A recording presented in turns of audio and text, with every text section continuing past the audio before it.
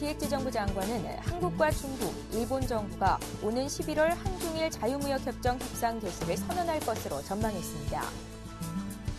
정기영 삼성경제연구소 소장은 저성장 기조가 상당 기간 지속할 것인 만큼 이에 대비한 경영 패러다임의 전환이 필요하다고 밝혔습니다. 지난달 취업자 증가 인원이 월별 기준으로 10년 만에 가장 많은 것으로 나타났습니다.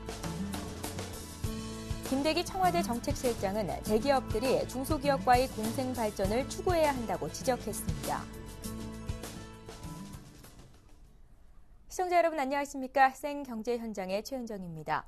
오늘 코스피 지수는 외국인과 기관 매도로 1940선까지 밀렸는데요. 자세한 마감 시황을 한동훈 기자 연결해 들어봅니다. 안녕하세요. 네, 안녕하세요. 예, 한 기자 오늘 마감 시황부터 정리해 주십시오. 네, 코스피 지수가 세계 경기 둔화 우려로 한 달 만에 가장 큰 폭으로 하락했습니다. 10일 코스피 지수는 전날보다 30.82포인트 내린 1948.22의 거래를 마쳤습니다. 지난달 5일 이후 한 달 만에 가장 큰 폭의 하락세입니다. 이날 국제통화기금이 올해와 내년 세계 경제 성장률 전망치를 각각 3.3%, 3.6%로 낮췄다는 소식이 전해지면서 코스피 지수는 약세로 출발했습니다. 이후 내일 옵션 만기일에 대한 불확실성과 기관이 대량 매도에 나서면서 낙폭을 더욱 키웠습니다. 개인이 3,895억 원치를 순매수했지만 외국인과 기관이 각각 1,049억 원, 2,879억 원치를 순매도하면서 지수를 끌어내렸습니다. 기관의 경우 지난달 17일 이후 15거래일 만에 최대 규모의 순매도였습니다. 업종별로는 전기, 전자, 건설업, 전기가스, 은행, 증권, 제조업 등 대다수가 큰 폭으로 하락했습니다. 시가총액 상위 종목 가운데는 삼성전자, 포스코, 기아차, LG화학, 삼성생명, 한국전력 등이 약세를 보였습니다. 동아제약은 리베이트 제공과 관련 정부 전담 수사반의 압수수색 여파로 10.19% 급락했고 하나금융 지주도 3, 4분기 실적 우려로 3.9% 하락했습니다. 반면 CJ대한통운은 슬로베니아에 진출해 동유럽 물류 거점을 확보했다는 소식에 2.84% 올랐고 한국타이어 월드와이드가 외형 성장 기대감에 3.31% 상승했습니다. 예, 말씀하셨던 것처럼 세계 경기 둔화 우려로 국내 증시는 미국이 3차 양적 완화를 발표했던 지난달 14일 이후 최저 수준까지 떨어진 상태인데요. 증시가 이렇게까지 하락한 이유를 어디서 찾아볼 수 있을까요? 네, 증시가 한 달도 안 돼 제자리로 돌아온 것은 세계 경제에 대한 우울한 전망이 잇따라 나오면서 투자 심리가 얼어붙었기 때문입니다. 전날 국제통화기금은 세계 경제 전망 보고서에서 올해와 내년 세계 경제 성장률을 각각 3.3%, 3.6%에 그칠 것으로 전망했는데요. 이는 7월 전망치보다 각각 0.2%포인트, 0.3%포인트 하향 조정된 것입니다. 또 앞서 세계은행도 중국의 올해 경제 성장 전망치를 8.2%에서 7.7%로 낮추는 등 글로벌 경제의 그림자가 짙게 드리우고 있는 상황입니다. 여기에 내일 옵션 만기를 앞두고 매수 차익 잔고가 늘어나면서 일부 물량이 출회될 가능성이 있는 점도 지수에 부정적 영향을 준 것으로 분석되고 있습니다. 실제로 지난 9월 옵션 만기 이후 3조 원 수준에 머물던 매수 차익 잔고가 현재 4조 2,151억 원까지 늘어난 상황인데요. 매수 차익 잔고가 늘어나게 되면 추가 매수 여력이 줄어들게 되고 매물을 쏟아낼 가능성이 있어 지수에 부담을 주게 됩니다.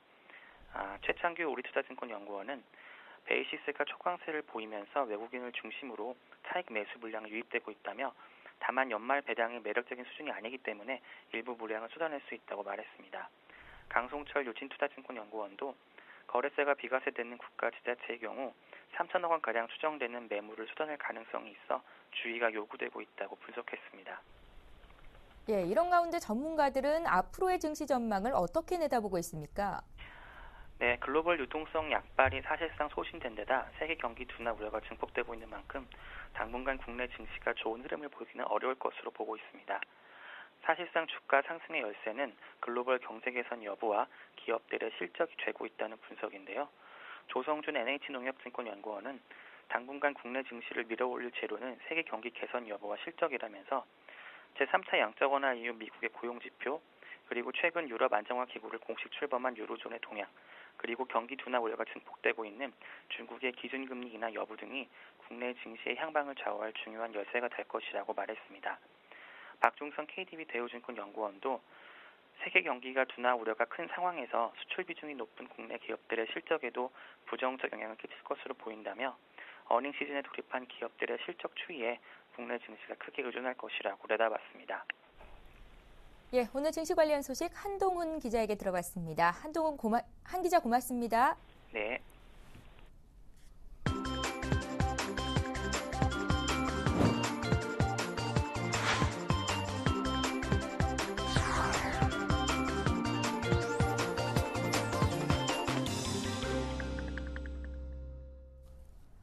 오늘의 주요 뉴스입니다.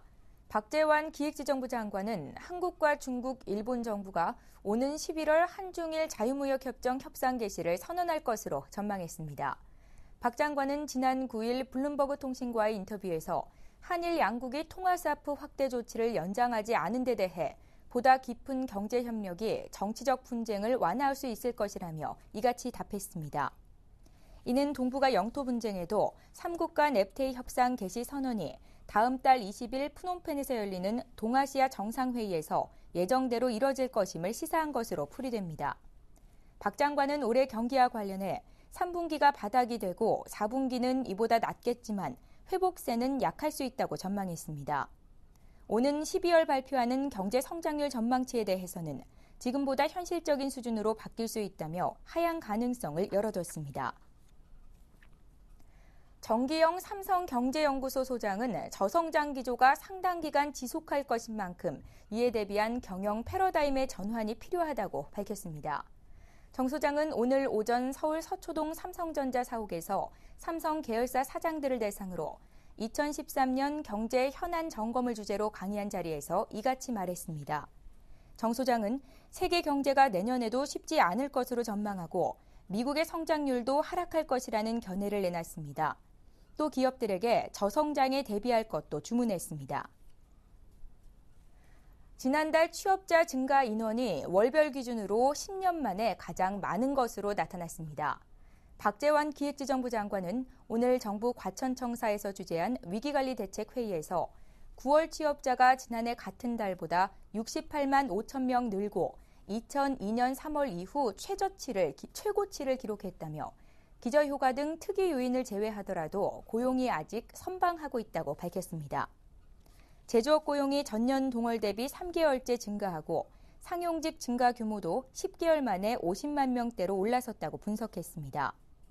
그는 20대 고용이 부진하고 10월 이후에는 고용의 경기 후행성과 기저효과로 고용 증가세가 둔화할 것으로 예상하므로 내수 활성화와 일자리 창출 노력을 계속해야 한다고 주문했습니다.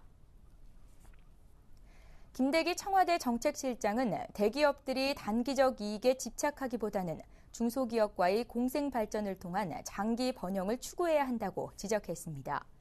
김 실장은 오늘 오전 서울 롯데호텔에서 전국경제인연합회 주최로 열린 제4차 경제정책위원회에서 대중소기업 간 양극화 해소 방안을 설명하면서 이같이 말했습니다. 그는 우리 대기업들은 공생 발전에 대한 발상의 전환이 필요하다며 골목 상권에 진출해 중소기업과 경쟁하기보다는 자유무역 협정으로 확대된 새로운 경제 영토에 적극 진출해야 한다고 강조했습니다. 얼마 전 미국의 중앙은행이 경제를 살리기 위해서 시중에 돈을 대거 푸는 3차 양적 완화를 실시했는데요. 이로써 한숨 돌리는가 싶던 미국 경제가 이번에는 재정 절벽 문제에 직면해서 몸살을 앓고 있다는 소식입니다. 오늘 관련된 소식을 이태규 기자 연결해 자세히 들어봅니다. 안녕하세요. 예, 안녕하세요. 일단 재정 절벽이라는 용어가 생소한데요. 어떤 뜻입니까? 예, 먼저 재정절벽이라는 말을 이해하려면 과거 미국 정부가 실시한 막대한 부양책을 알아야 합니다. 조지 W. 부시 대통령부터 현재의 버락 오바마 대통령까지 미국은 경기를 부양하기 위해 대규모 감세를 추진해왔습니다. 그런데 그 감세 정책이 만료되는 시점이 바로 올해 말까지입니다. 내년 초가 되면 이 감세 정책 종료로 미국인의 세 부담은 늘어나고 가뜩이나 좋지 않은 미국 경제는 더 깊은 침체에 빠질 가능성이 높아집니다. 결국 내년 초부터 미국 경제 전체가 절벽 아래로 떨어질 수 있다는 것이 이 재정 절벽의 개념입니다. 그렇다면 미국 경제가 재정 절벽에 빠지기까지는 아직까지 한 2달 정도의 시간이 있는 것 같은데요. 벌써부터 재정 절벽 문제로 미국 경제가 몸살을 앓고 있는 이유 어디에 있겠습니까? 예, 미국 기업들이 정부의 재정 정책이 어떤 방향으로 튈지 몰라 일단 몸부터 사리고 있기 때문입니다. 당장 내년 초부터 법인세는 얼마나 내야 하는지, 경기는 또 어떻게 될지 모르니까 투자와 고용을 줄이고 일단 지켜보자는 입장을 유지하고 있는 겁니다. 기업들이 이렇게 돈 풀기를 멈추니까 미국 경제는 벌써부터 침체 조짐을 보이고 있습니다. 예, 구체적으로 기업들이 어떤 식으로 몸을 사리고 있습니까? 예, 일단 고용부터 줄이고 있습니다. JP모건의 최근 조사에 따르면 자사의 기업주 고객 중 절반을 훌쩍 넘는 61%가 재정절벽이 고용 계획에 영향을 미치고 있다고 응답했습니다. 특히 대기업보다는 중소기업에서 재정절벽을 우려하는 목소리가 높은데요. 미국 자영업협회가 회원들을 상대로 애로사항을 묻는 설문조사에서 예측 불가능한 정부 정책이나 빈번한 세금제도 변동 등을 꼽는 응답자가 지난 2008년 조사 때와는 달리 본물을 이뤘습니다. 예, 그렇다면 이 재정 절벽 문제 해결책은 없는 건가요? 현재로서는 전망이 밝지 않습니다. 일단 재정 절벽을 막으려면 의회가 감세안을 연장하는 데 동의해야 하는데 민주공화 양당이 오는 11월 대선 이후에나 문제를 논의하자며 손을 놓은 상태입니다. 의회가 이렇게 본분에 충실하지 못하니까 기업인들은 또다시 고용과 투자에 소극적인 태도를 보이는 악순환이 계속되고 있습니다. 결과적으로 재정절벽에 대한 결론이 나오는 연말까지는 혼란이 계속되며 글로벌 경제의 시름을 더할 것이라는 게 전문가들의 분석입니다. 예, 미국의 재정 절벽 문제가 국내 시장에 미칠 영향까지도 염려가 되는 상황이군요. 자, 이렇게 해서 국제부의 이태규 기자와 함께했습니다. 이 기자 말씀 잘 들었습니다. 예, 고맙습니다. 예, 서울경제TV가 개국 4주년을 맞았습니다. 오늘 오전에 100여 명의 임직원이 참석한 가운데 4주년 기념식이 열렸는데요. 그 현장 소식을 담아봤습니다.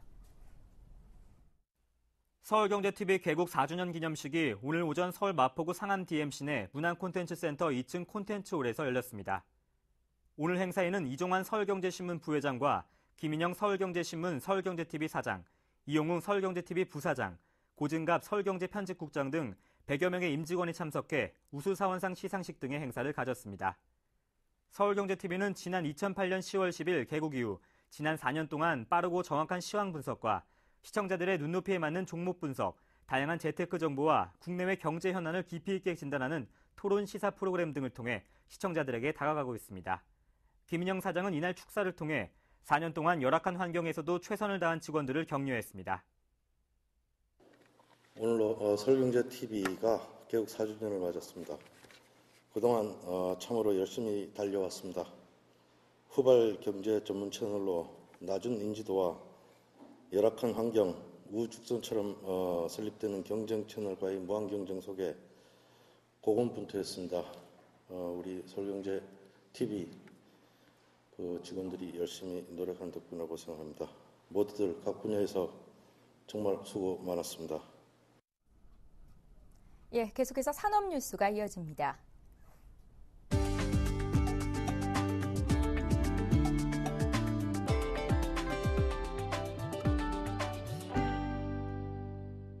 세계 최신의 공간정보 기술을 체험해 볼 수 있는 2012 디지털 국토 엑스포가 오늘부터 12일까지 서울 삼성동 코엑스에서 열립니다.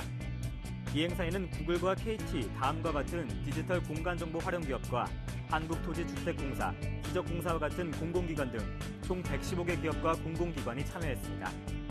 구글어스를 시작으로 공간정보 산업의 선두 자리를 지키고 있는 구글은 이번 전시회에서 가상 헬기를 타고 전 세계 유명 관광지는 물론 바닷속까지 실제 여행처럼 실감나게 체험할 수 있는 3D 영상 기술을 선보였습니다. 이에 맞서 우리 기업들도 다양한 공간 기술을 내놨습니다. KT는 날씨 정보와 내비게이션을 결합한 웨비게이션을 전시했으며 다른 기관들은 독도와 중앙박물관, 불국사 등 유명 관광지와 골프 승마 등을 가상으로 체험할 수 있는 기술도 선보였습니다. 공간정보 산업은 매년 세계 시장 규모가 11%씩 성장하는 신성장 동력 산업으로 2010년 89조 원 규모였던 세계 시장은 2015년 150조 원 규모로 커질 전망입니다. 공간정보 산업은 성장 잠재력이 대단히 높은 산업이고 2015년까지 우리가 예측해 봤을 때 한 15만 개의 일자리 신규 창출이 예상이 되고 있습니다. 이외에도 우리 기업의 해외 진출 지원과 공간정보 분야의 국제협력을 강화하기 위해 아프리카와 아시아 8개국의 장차관이 참가하는 장관급 포럼도 함께 열렸습니다. 이 자리에서는 해외 진출을 희망하는 국내 기업의 공간정보기술 설명회와 비즈니스 미팅도 추선됩니다. 김준겸 한국전력공사 사장은 한전이 올해는 적자 규모를 대폭 줄이고 내년부터는 흑자를 낼 수 있을 것으로 전망했습니다. 김 사장은 오늘 본사에서 열린 경영보고 행사에서 남은 기간 열심히 하면 적자가 5,700억 원 정도로 대폭 줄어들 것이라고 말했습니다. 지난 2008년부터 적자 상태인 한전은 지난해 별도 손익계산서 기준 3조 5,100억 원가량의 순손실을 냈습니다. 김 사장은 좀 더 열심히 하면 올해 적자 규모가 2천억 원 정도로 될 수 있고 일부 자산을 매각한다면 흑자는 아니더라도 적자가 나지 않는 해가 될 수 있다고 말했습니다. LG유플러스는 상대방의 휴대전화를 원격에서 제어할 수 있는 새로운 VoLTE 서비스를 제공한다고 밝혔습니다. LG유플러스는 새로운 광고를 통해 상대방의 휴대전화를 원격 제어할 수 있는 VoLTE 지음 미러콜 서비스를 소개할 예정입니다. 미러콜 서비스는 상대방의 동의를 얻은 후 상대방 휴대전화에 내 휴대전화 화면을 보여주고 상대방의 휴대전화 바탕화면이나 아이콘을 꾸밀 수 있는 서비스로 LG전자의 옵티머스 뷰 2에 탑재되어 있습니다.